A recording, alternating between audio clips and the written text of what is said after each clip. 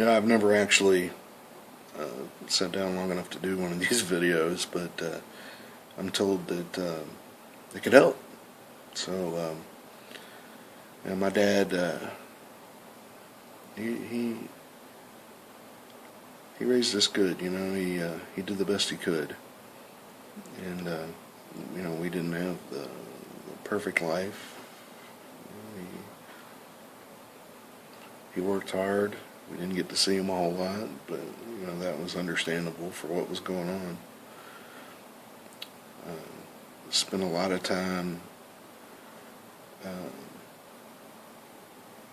taking care of us. Especially Mom. Mom was physically abused, sexually, mentally. When she met Dad, he took her right in. He fell in love immediately. He asked Mom to marry him, and she actually said no the first time. And Dad was in the Navy at the time, and he had to go back, get back on the ship, and he got a phone call before he got back on the ship, and it was my mom, and he said that all he heard on the phone was yes, and Mom flew down to where Dad's ship was docked, and they got married by the ship's chapel. And I'll give you a little funny story. The name of the guy that was the witness, his name was Richard Nixon. And then to make it more funny, I was born on August 9th of 1974, and when my mom was in labor, she was watching Nixon resign from office, which I just thought was kind of funny. Since Mom passed away, Dad's done a lot of volunteering, spends a lot of time at church,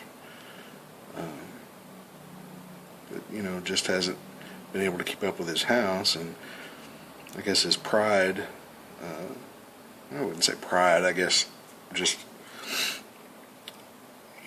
always being the one to take care of others and never really needing anybody to take care of him, he didn't tell us. He didn't tell us that his house was in bad need. He didn't tell us that the house had been broken into and stuff had been stolen, and he didn't want us to worry, I guess. And so we finally found out the truth. He did everything to avoid us actually coming to the house so that we wouldn't see it. We'd offer to do stuff for him, knowing that he was getting up there to where, he might need us to help him with things.